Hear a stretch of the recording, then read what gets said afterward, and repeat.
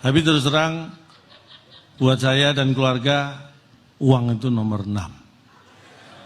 1 sampai 5 Pancasila.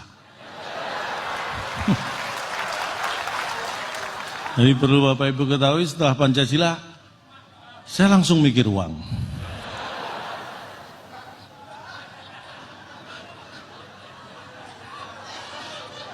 Saya waktunya sebenarnya tidak bisa berlama-lama karena takutnya nanti keburu ulang tahun Perindo yang ke-9, Pak ya. Tapi saya nggak melihat ini ada yang ngasih tanda waktu. Biasanya saya melihat ada panitia yang gini gitu. Ini semua gini, Pak. Tapi nggak masalah, materi saya masih banyak. Materi bahan, joke masih banyak. Kalau materi yang lain kurang, makanya saya hadir di sini. Saya ingin sampaikan, kita ini harus bangga menjadi bangsa Indonesia, bangsa yang besar. Saya bangga menjadi warga negara Indonesia. Saya tidak tahu apakah Indonesia bangga punya warga seperti saya. Tapi ingin saya sampaikan begini Bapak Ibu, Amerika negara dikuasa yang disebut seperti itu pun ada karena Indonesia. Bapak Ibu pasti tidak percaya, Amerika ada gara-gara Indonesia. Bapak Ibu percaya? Saya juga. Awalnya Pak. Tapi mari kita belajar sejarah. Dulu ada Ratu Spanyol memerintahkan, ini seorang berkebangsaan Itali, Christopher Columbus. Waktu itu memang yang jago masalah navigasi ke lautan bangsa Itali. Christopher Columbus diperintah Ratu Spanyol membawa armada mencari rempah-rempah. Rempah-rempah itu nilainya seperti emas masa itu. Makanya bangsa Eropa mengejar. Salah satu tujuannya adalah Indonesia sebagai penghasil rempah-rempah terbesar di dunia dan India. Di perjalanan nyasar armada ini, ketemu sebuah benua. Itulah Amerika. Bayangkan, kalau waktu itu tidak ada perintah Ratu Spanyol untuk mencari rempah-rempah ke Indonesia dan India, mungkin sampai sekarang Amerika belum ada yang nemu.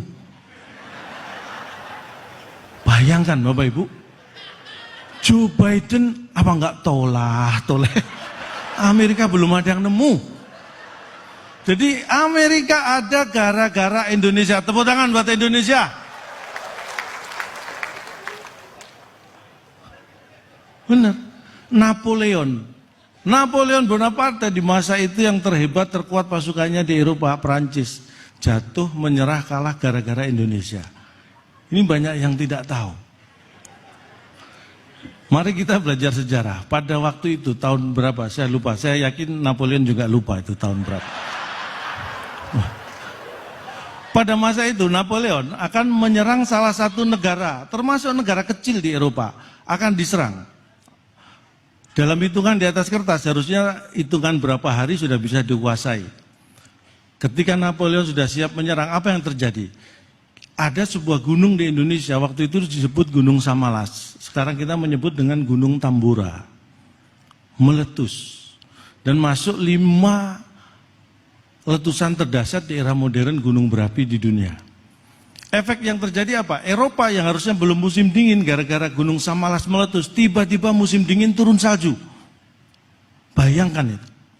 Napoleon sebagai penyerang tidak siap perubahan iklim yang mendadak. Sebagai yang diserang, tuan rumah lebih siap menghadapi iklim.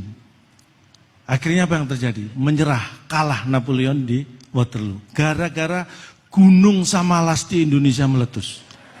Meletusnya di Indonesia, tapi Napoleon yang di Eropa menyerah. Kita pengen negara Eropa mana yang menyerah, kita tinggal pilih gunung berapi mana yang kita letuskan. Kita punya banyak stok gunung berapi. Meletusnya di Indonesia, tapi yang di Eropa bisa menyerah. Itulah hebatnya Indonesia.